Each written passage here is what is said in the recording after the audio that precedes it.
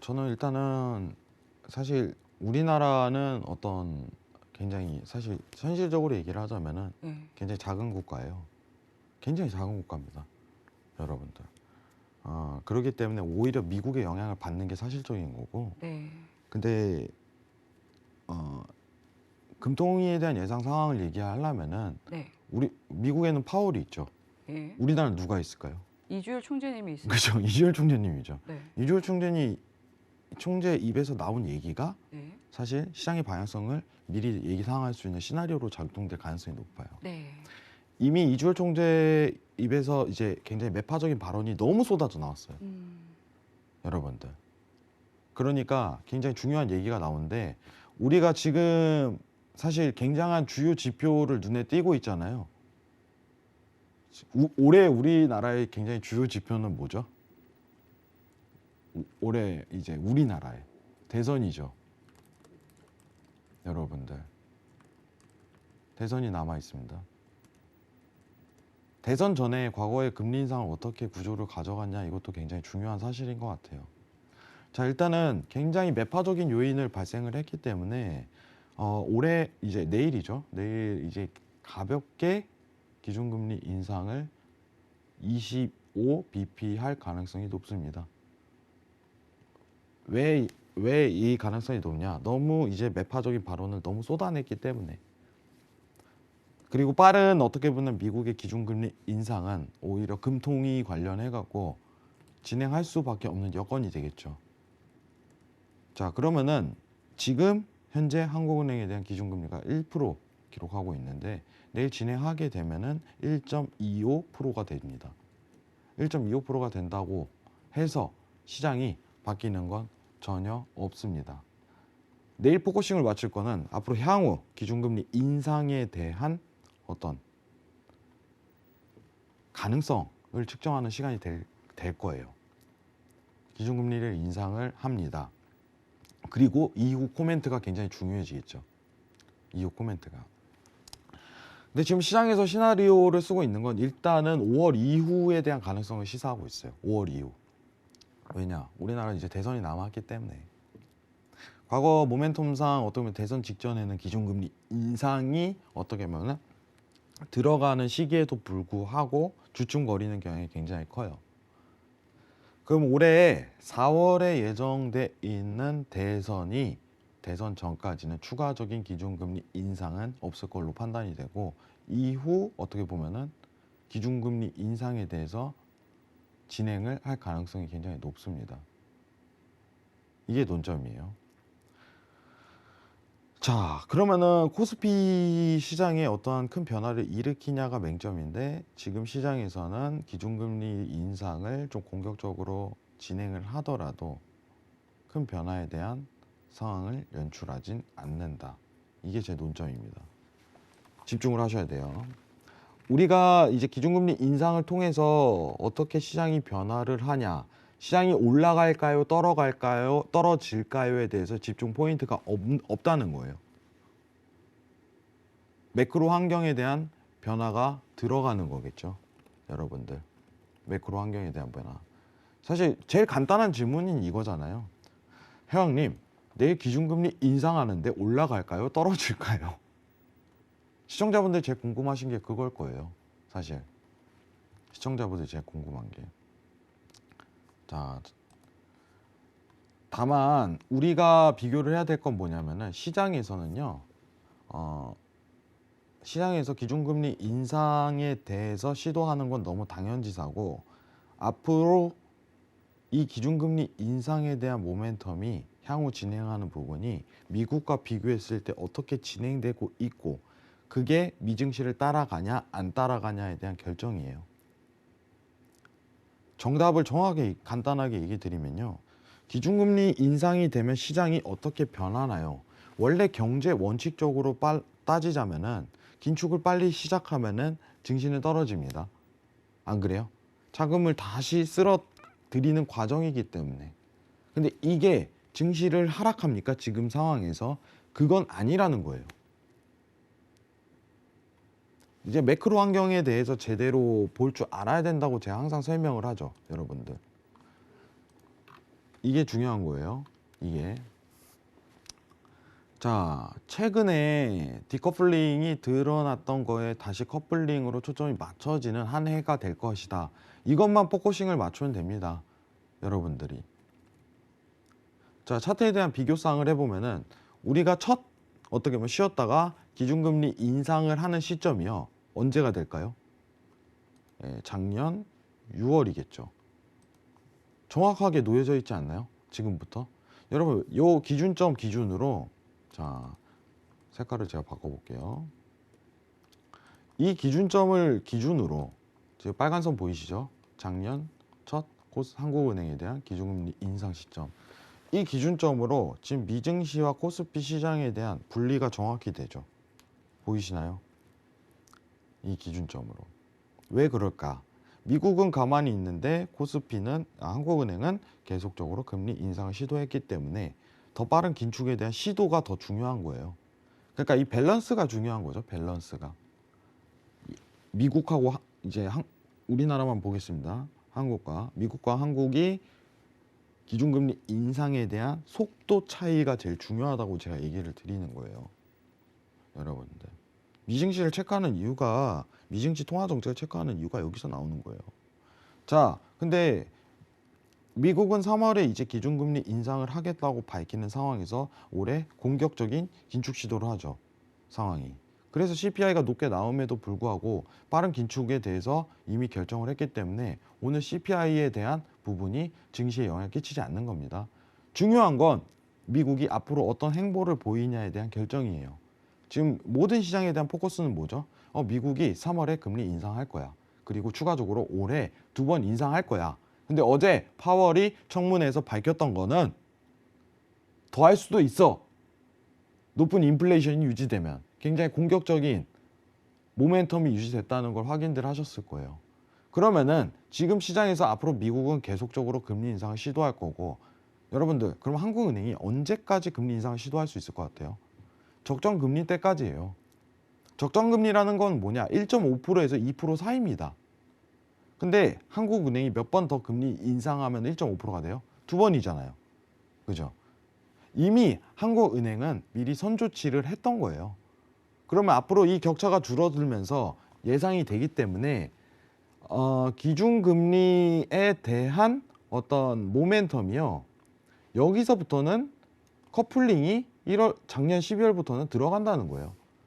지금 화면 보이시면 아시지만 여러분들 차트가 괴리를 일으키잖아요. 이 사이에서. 괴리를 일으키죠. 이 괴리가 이제는 안 나타날 것입니다. 라는 확인만 되는 거예요. 이 기준금리 인상 시도는. 아시겠죠? 그래서 한국은행에 대한 기준금리 인상보다 사실 더 중요한 거는 미국이 빨리 한다는 기준금리 인상. 이게 더 중요한 거예요. 내일 하는 어떤 보면 금리 인상은요. 사실요. 여러분들 2%를 이제 0.5%를 인상할 수 없잖아요. 그죠? 0.5%를 인상할 수 없잖아요. 0.25% 인상할 거 아니에요. 그죠? 이거는 시장에서 당연히 예상이 되는 거거든요. 그리고 중요한 거는 미국이 3월에 금리 인상한다는 게 더 오히려 하이라이트예요. 그게 코스피 시장을 커플링으로 바꾸는 체제이기 때문에. 그럼 여러분들한테 제가 얘기 드릴 수 있는 거는 정확한 정답을 원하잖아요. 코스피가 떨어질지 아닐지에 대한 결정은요. 미국에 대한 증시 상황이 대변을 할 겁니다. 이제는 그렇게 얘기 드릴 수 있는 거예요. 이제는. 지금까지는 디커플링이 들어갔던 구조 자체가 어떻게 보면 계속적으로 나왔음에도 불구하고 향후 이제 기준금리에 대한 미국이 발빠른 행보가 들어가기 전에 그것만 따지시면 된다. 이거예요. 그리고 오히려 이제 우리나라는 대선이 껴 있잖아요. 네. 그럼 더 딜레이가 되겠죠. 미국 대비해 갖고. 대선 전후에 향후 기준금리 인상에 대한 부분이 굉장히 무뎌졌었거든요. 그럼 일단은 제가 얘기 드릴 건 겁니다. 시장에 대한 예상 시나리오는 1월에는 기준금리 인상이 들어갈 걸로 예상을 합니다. 당연스럽게 내일은. 그리고 추후 대선의 전후 관계 내외에 대해서는 한국은행도 어떻게 보면 좀 쉬어가는 포인트가 발생을 하는 게 과거 역사적인 모멘텀에서 지속적으로 발생했다. 자, 이렇게 들어가면 들어갈수록 미국은 올해 3차례 오히려 그 이상에 대한 기준금리 인상을 시도할 텐데, 그러면은 아까 얘기 드렸던 차트와 마찬가지로 이제 앞으로 미국 증시의 흐름을 아주 잘 따라갈 수 있는 구조가 나온다. 이 매크로 환경이 조성이 된다. 이 여부지. 내일 기준금리 인상하면 해왕님 코스피 오를까요? 아니라는 거예요. 그거에 대한 대답은. 그럼 떨어질까요? 그것도 아니라는 거예요. 오히려 뭘 집중적으로 봐야 돼요? 지금 미증시가 더 상승 밸류업을 일으킬 수 있는 시장인지 아닌지, 거기에 집중해야 되는 겁니다. 기준금리 인상이라는 한국은행 지표는요, 굉장히 중요한 지표라고 저는 생각을 해요. 근데 모두가 예상하고 있는 그림 따르죠.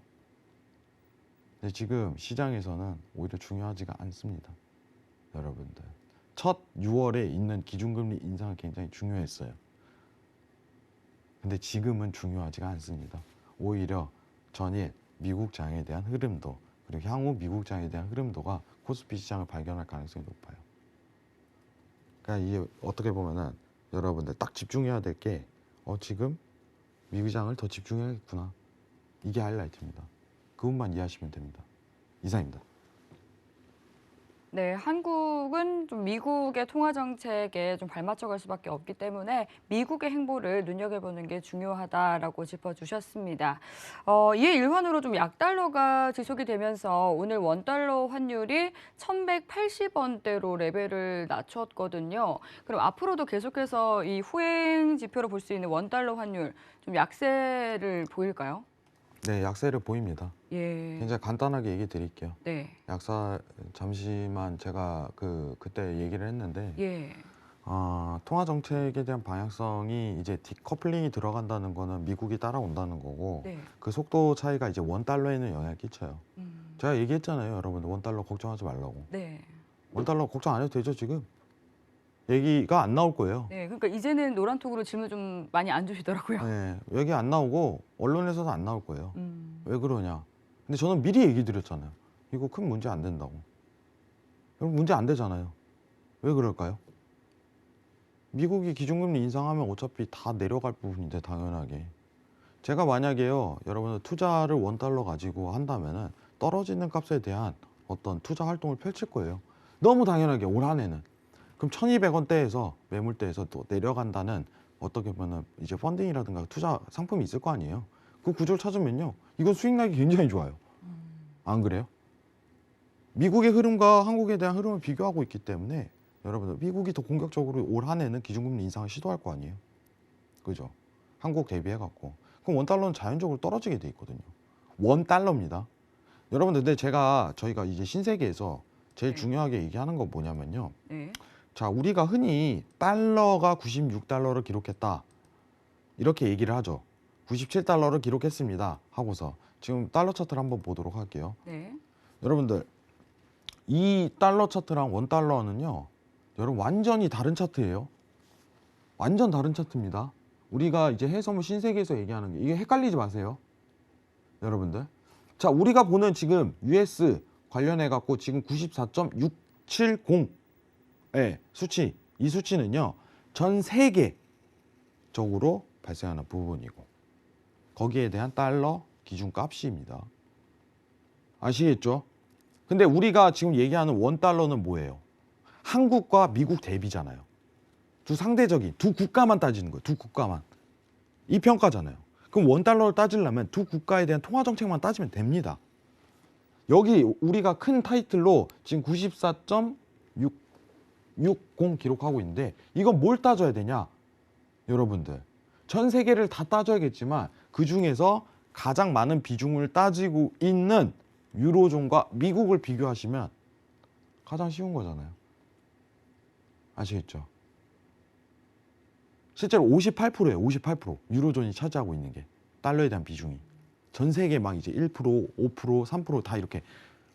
중국이 아니에요, 여러분들. 유로존이에요, 그냥.